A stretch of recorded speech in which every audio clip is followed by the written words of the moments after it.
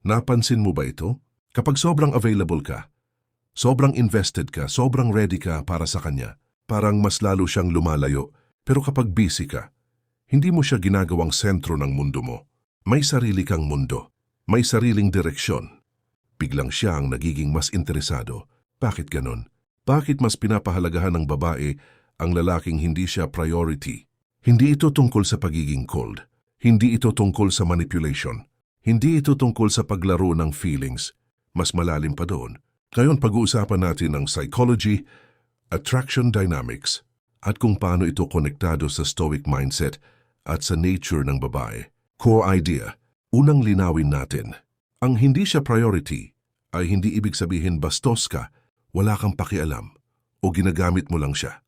Ang ibig sabihin nito, may mas mataas kang misyon kaysa sa kanya. May mas malaking direksyon ng buhay mo. Hindi umiikot ang identity mo sa approval niya. At dito nagsisimula ang respeto.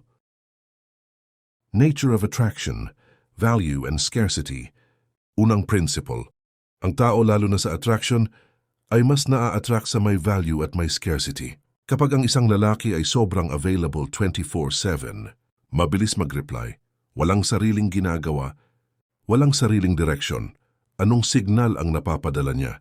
Signal ito na siya ay walang ibang option, siya ay walang ibang priority, siya ay walang sariling mundo. Sa psychology, may concept na tinatawag na perceived value. Kung ang isang bagay ay madaling makuha, madaling ma-access, walang cost, bumababa ang value nito sa isip ng tao. Practical example, may dalawang lalaki. Lalaki A, naghihintay lang ng reply niya. Cancel ang gym kapag nag-chat siya. Cancel ang barkada kapag gusto niya makipagkita. Buong araw nakaabang sa phone. Lalaki B, may trabaho, may goals. May gym schedule na hindi niya basta kinakancel. May hobbies, may sariling circle. Nakikipagkita kapag may oras. Hindi dahil desperate siya. Sino ang mas may perceived value? Hindi ito dahil masama ang babae. Ito ay dahil natural na mas na-attract tayo sa taong may sariling buhay. Respect versus attention. Maraming lalaki ang nalilito sa dalawang bagay. Atensyon. At respect. Madaling makuha ang attention ng babae. Compliments, good morning texts, libre dito, libre doon, constant reassurance. Pero ang respect, iba yon. Ang respect nang gagaling sa boundaries, self-control at emotional stability. Kapag hindi mo siya ginagawang priority, may dalawang bagay na nangyayari. Nakikita niyang hindi ka needy. Nakikita niyang kaya mong mabuhay nang hindi nakadepende sa kanya. At sa totoo lang, mas attractive iyon kaysa sa romantic gestures. Example, kapag nag-away kayo at ikaw agad ang nagmamakaawa, nagso-sorry kahit hindi mo kasalanan, natatakot kang mawala siya, nawawala ang polarity. Pero kung kalmado ka, steady ka, hindi ka nagpapanik, nag-iiba ang dynamics. Stoic principle ito. Hindi ka reactive. Hindi ka controlled ng emotions. Female psychology, security and challenge.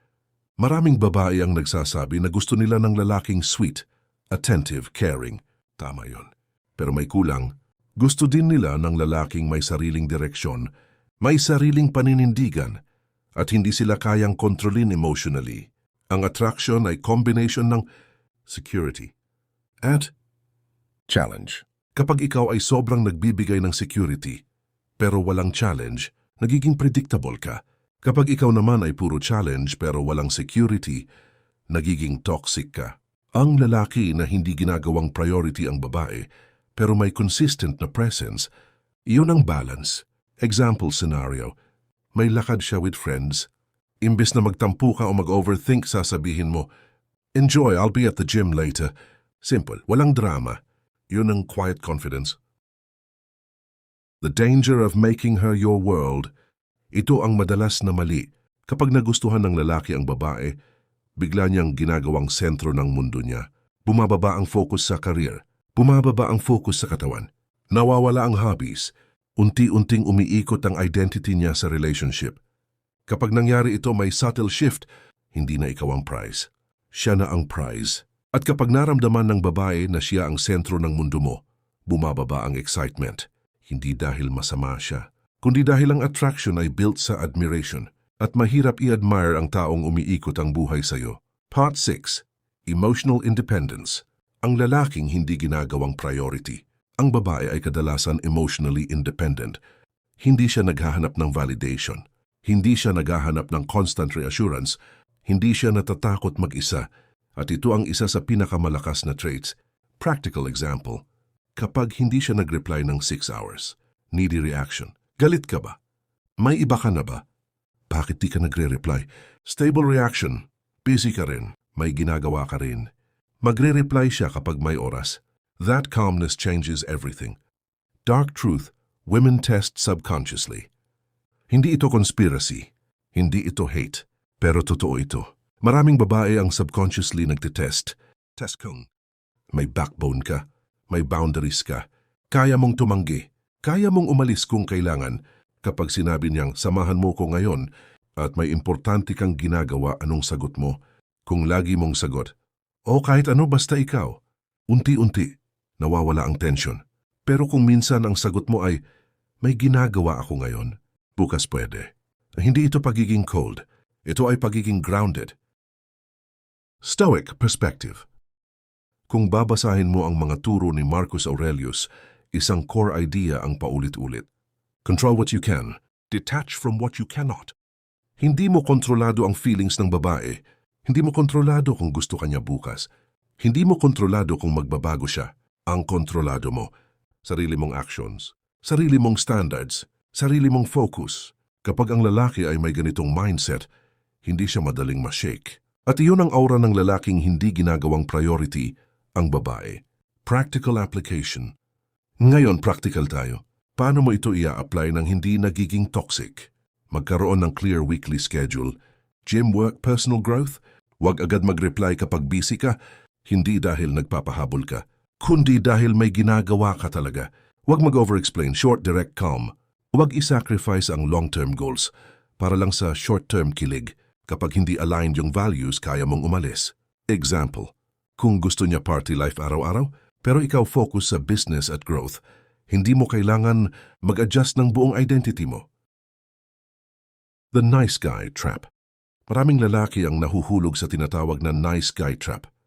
Akala nila, kapag mas mabait sila kaysa sa lahat, mas patient, mas available, mas understanding, automatic tataas ang value nila. Pero may problema, kapag ang pagiging mabait mo ay rooted sa takot na mawala siya, hindi iyon strength, dependency iyon. Ang babae kayang maramdaman kung ang kindness mo ay galing sa confidence o galing sa insecurity.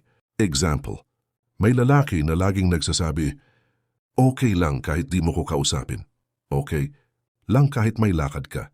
Okay lang kahit hindi tayo magkita. Sa ibabaw mukhang understanding.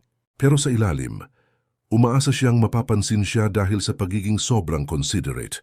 Ang grounded man iba, kapag may hindi siya gusto, sasabihin niya, kapag may boundary malinaw, kapag may standard, hindi niya ibababa para lang ma-please. Respect grows when you can say no without anger. Attraction is emotional, not logical. Isa pang harsh truth, hindi logical ang attraction. Pwede kang mabait, pwede kang provider, pwede kang loyal.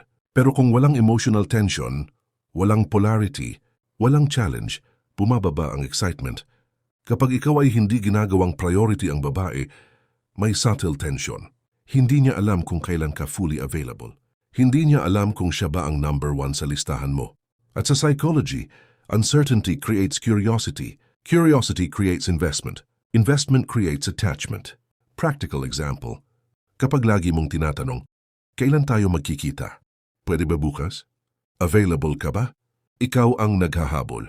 Pero kapag ikaw ang may schedule, free ako Saturday 6 p.m. if busy ka, next week na. Iba ang frame. Hindi ka nagmamakaawa. Nag-o-offer ka ng slot sa mundo mo. Power of silence. Hindi lahat ng bagay kailangan ng explanation. Minsan ang lalaking hindi ginagawang priority ang babae ay tahimik lang. Kapag may tampuhan, hindi siya agad nagrarant. Hindi siya naglalong message para patunayan ang point niya. May control siya sa emotions.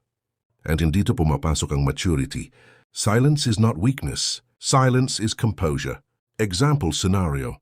Hindi siya nag-reply buong araw. Instead na gumawa ka ng dramatic follow-up, nagpatuloy ka sa routine mo. Next day, siya ang mag-e-explain. Bakit? Dahil hindi ka nagpakita ng desperation, self-respect over attachment. May isang linya na kailangan mong tandaan. Attachment without self-respect leads to loss of attraction. Kapag ang lalaki ay handang tiisin ang kahit anong treatment, basta hindi siya maiwan, bumababa ang tingin sa kanya. Hindi dahil masama ang babae, kundi dahil natural nating nire-respeto ang taong may standards. Example, kung madalas siyang disrespectful, late lagi, hindi tumutupad sa usapan, at tinatanggap mo lang lahat dahil ayaw mo siyang mawala, unti-unti niyang mararamdaman na kaya kanyang i-push. Pero kung minsan sasabihin mo, hindi ako okay sa ganitong treatment. Calm, firm, hindi galit. Iba ang impact. Mission before emotion. Ito ang pinaka-core. Ang lalaking hindi ginagawang priority ang babae ay may mas malaking dahilan para gumising sa umaga. May mission, may goals, may direction. At kapag may mission ka, hindi ka basta-basta natitinag ng emotional highs and lows. Kapag may meeting ka, may business ka, may fitness goal ka, hindi ka agad nagsishift ng schedule dahil lang nagbago ang mood niya. Ito ang energy na nararamdaman ng babae. This man is going somewhere. At ang babae, naturally, mas na-attract sa lalaking may direksyon kaysa sa lalaking umiikot lang sa kanya. Practical long scenario. May pagkakataon na bigla siyang naging cold. Mas kaunti ang messages. Mas kaunti ang effort. Dalawang possible reaction. Reaction 1, mag-o-overthink ka. Magdodoble ang effort mo. Maghahabol ka ng attention. Reaction 2, observe. Maintain routine. Focus sa growth. Kapag tuloy ang cold behavior, kaya mong umalis ng hindi nagmamakaawa. Ang second reaction, ang nagbibigay ng power. Kung umabot ka hanggang dito, ibig sabihin hindi ka lang naghahanap ng kilig content. Naghahanap ka ng mas malalim na pag-intindi sa dynamics sa sarili mo at sa reality ng relationships. Kung may isang linya dito na tumama sa'yo, kung may isang part na nagpaisip sa'yo, kung saan ka nagkamali o saan ka pwede mag-level up, huwag mo nang sayangin yon. Mag-like ka sa video na to para mas marami pang lalaki ang matauhan at makaalis sa cycle ng pagiging desperate, overinvested at emotionally dependent. Minsan, isang tamang perspective lang ang kailangan para mag-shift ang buong buhay mo. At mag-subscribe ka sa channel kung gusto mo pa ng ganitong klase ng usapan. Dito hindi tayo nagko-quote ng sugar. Hindi tayo nagbebenta ng fantasy love story.